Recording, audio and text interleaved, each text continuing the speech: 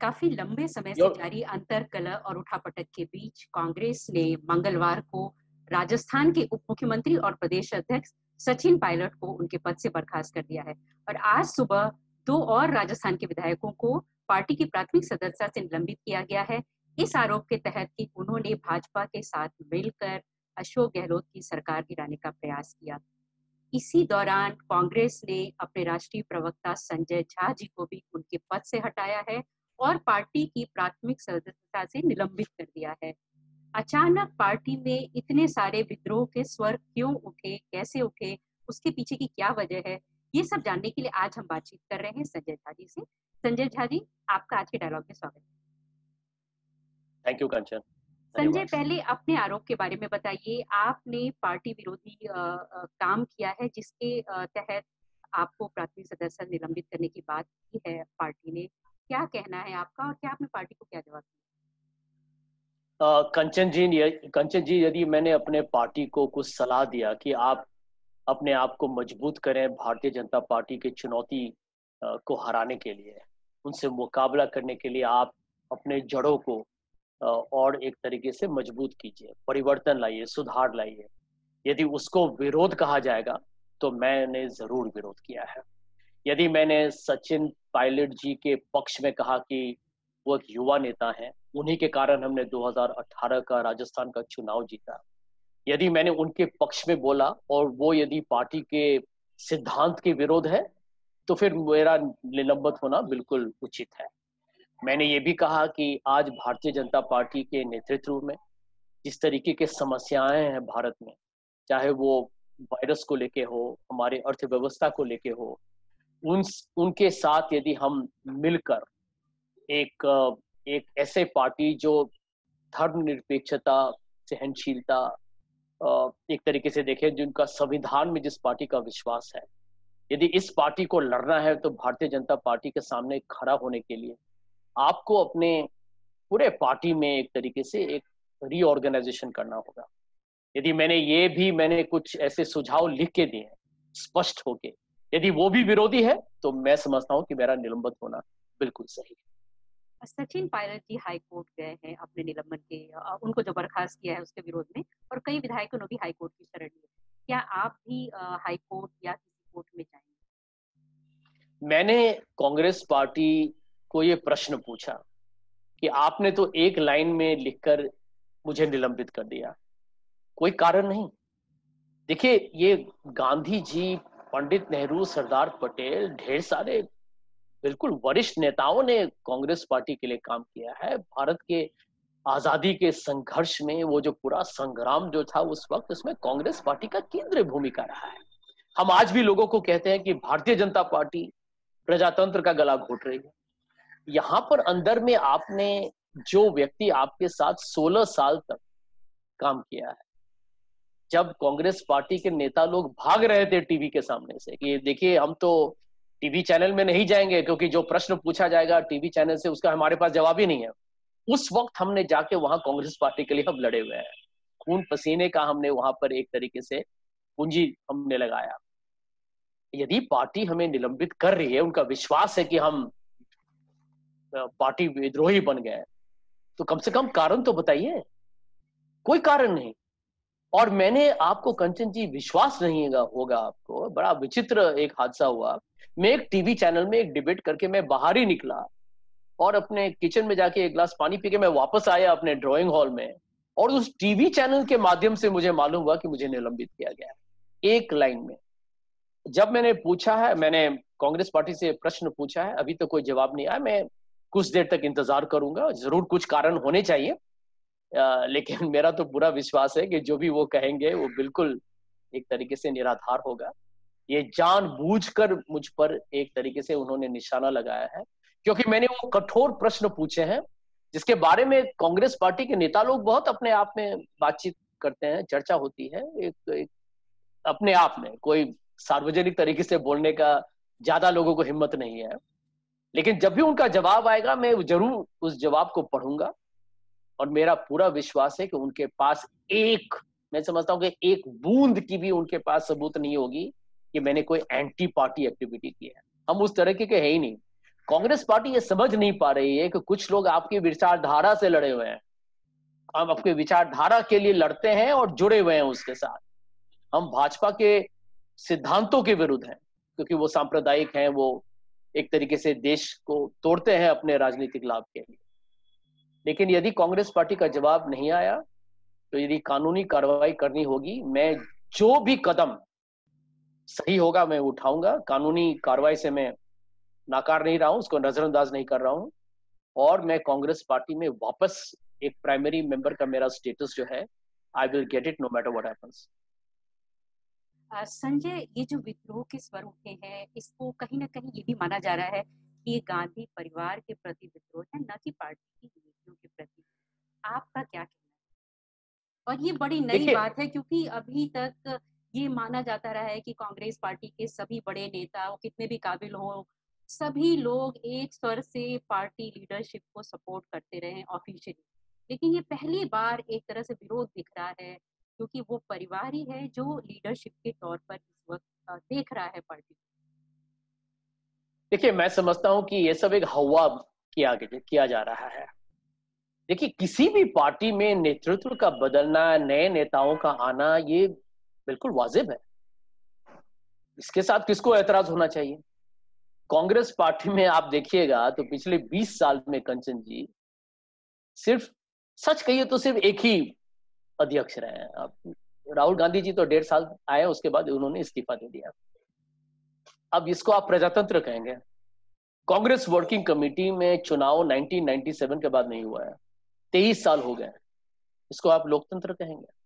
तो पारदर्शिता हमारे ही पार्टी में कम हो गया है। ये बड़ा दुर्भाग्यपूर्ण, खेदजनक है। और देखिए, हम लोग समझते हैं कि कांग्रेस पार्टी का इतिहास देखिए, कांग्रेस पार्टी का एक तरीके से आप देखेंगे जो ढांचा है, एक शैली है, एक शोहरत है, उसको हम ही अपने अपने हाथ से हम उसको बर्बाद कर रहे हैं। हम अपने ही पांव पे कुल्हाड़ी मार रहे हैं। अब लोग यही पूछेंगे कि सचिन पायलट हो, ज्योतिरादित्य सिंधिया हो, हमको भूल जाइए। अरे, ढेर सारे नेता आपको छोड़ के जा रहे हैं, आपका सरकार गिर रही है। आप विपक्षी पार्टी हैं, आपको तो और भी राज्य सरकारों में आपको अपना चुनाव जीतना है। जो है आप उसका भी दान दे रहे हैं बीजेपी को। अब ये तो मजाक हो रहा है। और ये जो लोग कह रहे हैं कि गांधी परिवार के बिना, मैं गांधी परिवार का बहुत इज्जत करता हूं। मैंने जितना राहुल गांधी जी के लिए मैं लड़ा हूं टीवी चैनल में, उतना मैं आज तक, और मैं आपको कंचन जी बताना चाहूंगा, मैंने आज तक किसी के लिए उतना नहीं लड़ा है जितना मैंने राहुल गांधी जी के लिए लड़ा है। मुझे याद है कि टाइम्स नाउ में अर्नब गोस्वामी के साथ, अर्नब गोस्वामी मेरे एक तरीके से मित्र भी हो चुके थे, मैं उनके चैनल पर बहुत ज्यादा था। उनके साथ जो मेरा बड़ा एक महायुद्ध हो गया टीवी चैनल लाइव पर, वो राहुल गांधी को लेके एक प्रोग्राम में वाद विवाद हुआ। अब जो व्यक्ति आपका इतना इज्जत करता है, मेरा ये हक भी होता है मैं आपको ये कहूं कि ये आपकी खामियां है, आपकी कमजोरी है, और हो सकता है कि अब आपको थोड़ा दूसरों के लिए रास्ता खोलिए।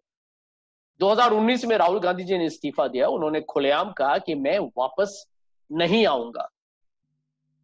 मैं ये भी समझता हूं कि मेरा ये जिम्मेदारी है, कांग्रेस का मैं कार्यकर्ता हूं, सस्पेंडेड हूं या जो भी हूं, लेकिन मेरा भी ये हक है कि मैं राहुल गांधी से ये प्रश्न पूछूं कि यदि आपने इस्तीफा दिया जून में या जुलाई में, जब भी हो, 1 साल हो चुके हैं, क्या आपकी जिम्मेदारी नहीं थी कि आप ये भी एक तरीके से एक प्रक्रिया शुरू करें जब कोई नया नेता वहां हो?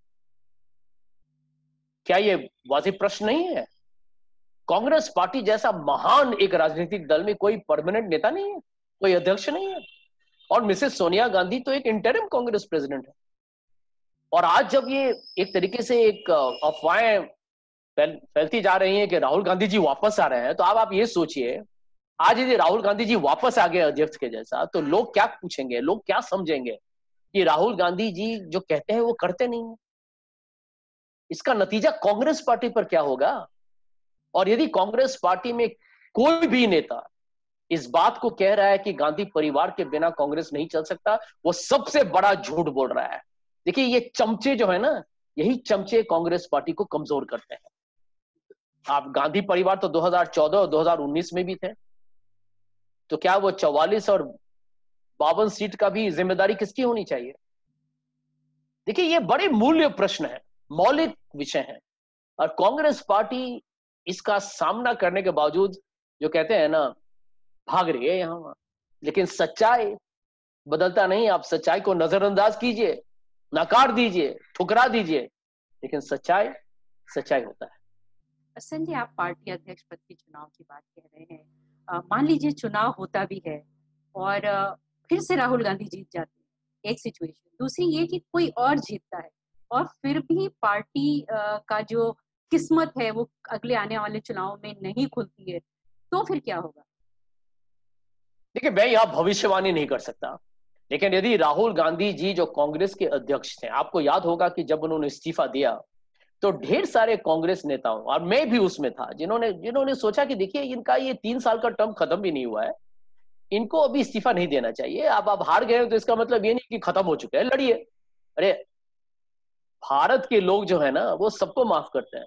भारत के लोगों का दिल बहुत बड़ा है, इसीलिए आप देखिएगा कि एक पार्टी एक बार जीती है, दूसरी पार्टी फिर उसके बाद हार भी जाती है। आपने देखा कि भाजपा हरियाणा में या महाराष्ट्र में या झारखंड में उनका प्रदर्शन अच्छा नहीं रहा, दिल्ली में भी वो बिल्कुल आप फिर जीत गई। तो भारत की जनता का दिल बड़ा है। या हम लोग डरपोक के जैसा कि हम हार गए तो हम भाग जाएंगे मैदान से, ये कांग्रेस पार्टी का मैं समझता हूं कि चरित्र नहीं है। तो मेरा भी पूरा विश्वास था कि देखिए, आप मॉरल एक अथॉरिटी लेके आपने रिजाइन किया, I think that is a great thing. उसका मैं नहीं समझता कि कोई हार गया आप जिम्मेदारी ले रहे हो, वो बड़ी बात है। लेकिन मेरा भी वो सोच था कि आप मैदान में रहिए, एक फिर से वो पूरा जो कहते हैं अपना एक तरीके से अपने आर्मामेंट्स बनिए और जाइए लड़िए। यार, ये तो विचारधारा का लड़ाई है ना। हमने तो हमेशा कहा विचारधारा का लड़ाई है, भारत के आत्मा का लड़ाई है। तो आत्मा तो कभी खत्म नहीं होता। यदि हम सच हैं, सच हो सकता है कभी कभी हारता है, लेकिन सच की अंत में जीत होती है। आप भी जानते हैं, हम भी जानते हैं, ये कोई बॉलीवुड का कोई संवाद नहीं है, ये सच्चाई है। तो कंचन जी, लेकिन यदि आपने इस्तीफा देकर कहा कि हम अब नहीं आएंगे, गांधी परिवार का कोई भी एक सदस्य नहीं आएगा, मैंने सोचा उसके बारे में, कहा कि देखिए, ये आप दूसरे तरफ से देखिए तो बहुत महान कदम है, क्योंकि ये वंशवाद का जो आरोप कांग्रेस पार्टी पर लग रहा है, उसको हटाने का तो सबसे अच्छा उपाय यही है। और हमारे पास हुनर या क्षमता की कमी नहीं है, ढेर सारे बेहतरीन नेता हैं कांग्रेस पार्टी में।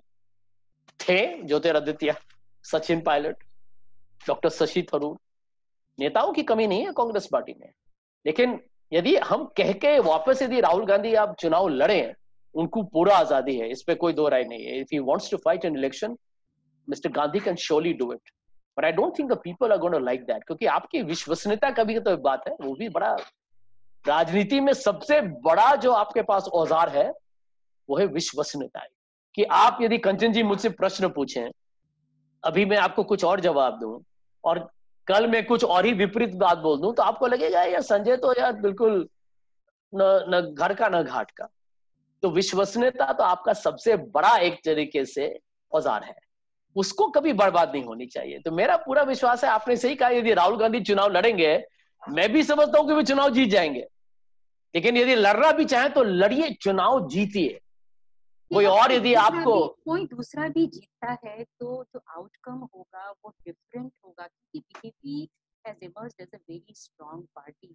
उसके कंपैरिजन में मैं कई राज्यों में देखती हूँ, जहाँ पर आपकी सरकार है वहां छोड़ दें, बाकी सब जगह कांग्रेस बहुत ही एक छोटी पार्टी। यूपी की हम बात करें तो एकदम स्मॉल पार्टी की तरह से 6-7 आपके एमएलए हैं 400 में से। तो कैसे मुकाबला करेंगे आप? कोई नया आदमी लाने से पार्टी का जो कल्चर है, उसका नेटवर्क है, उसका बेस है, सब कुछ कैसे आप 2022 में यूपी में चुनाव है, कैसे चेंज हो जाएगा?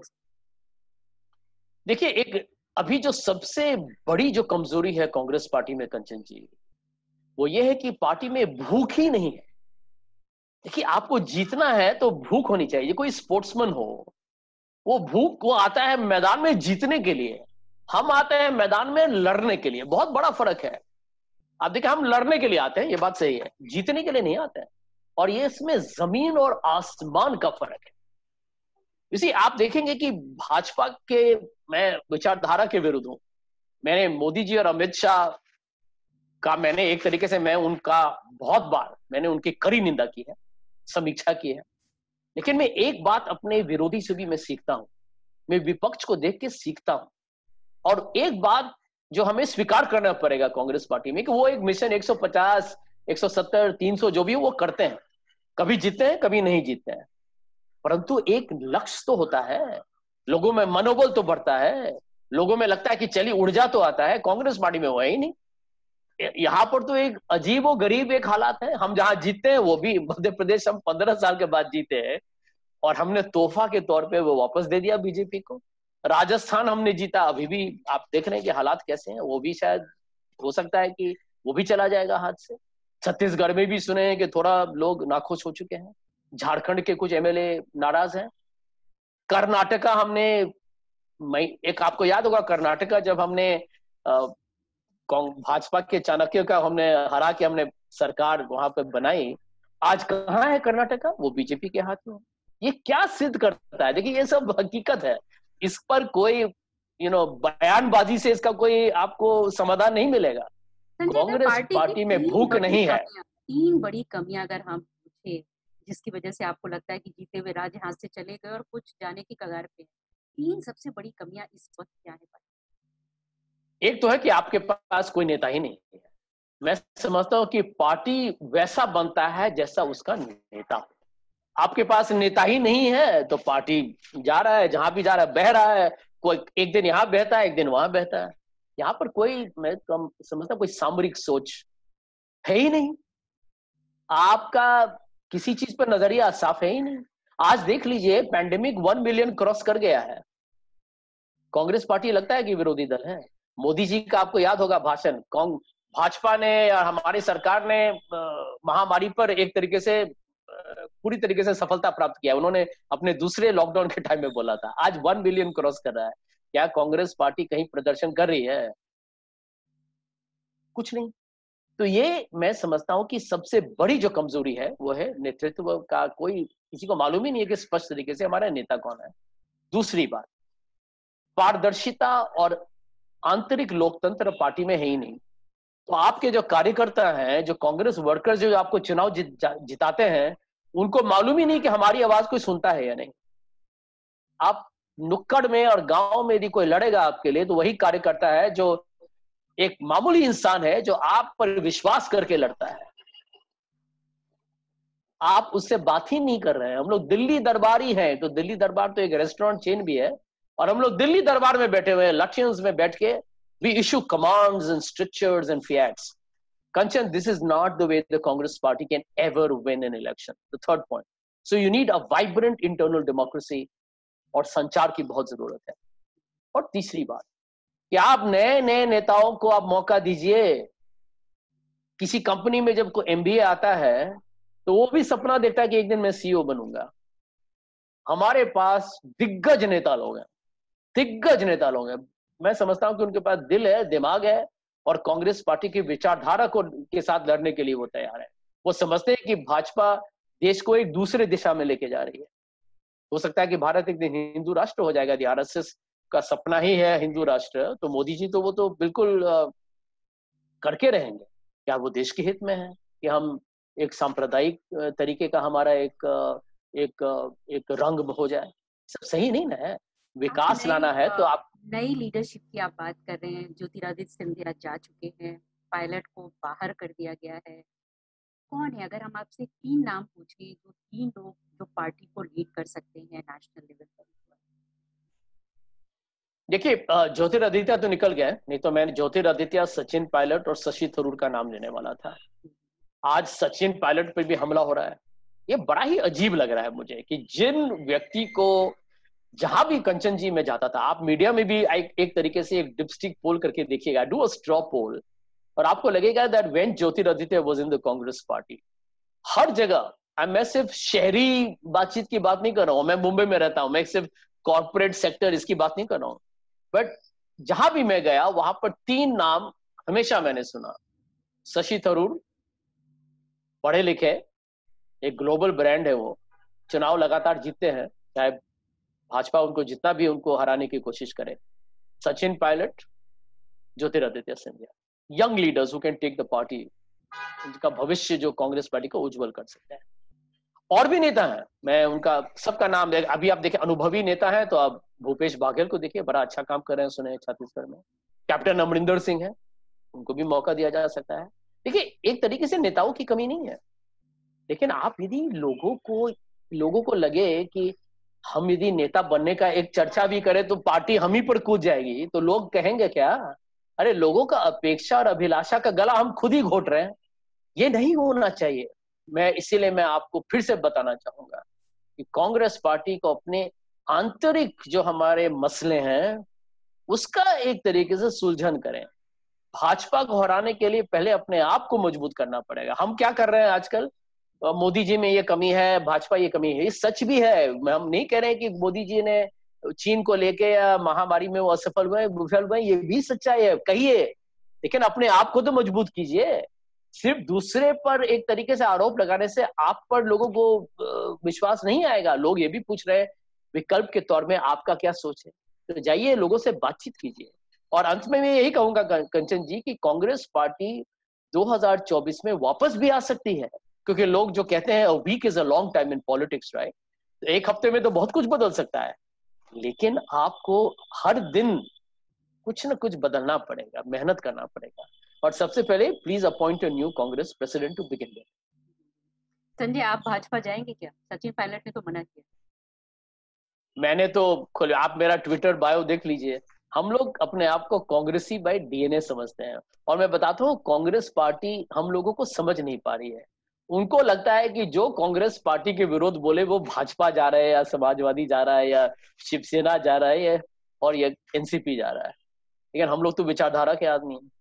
हम लोगों ने आज तक, और मैं आपको बता रहा हूँ, खुलेआम बताता हूँ बड़े गर्व के साथ, दिल्ली आता था, देश भर हमने ट्रैवल किया, कभी भी कांग्रेस पार्टी ने हमारे लिए न होटल और न मैंने कभी फ्लाइट बुकिंग के पैसे मांगे।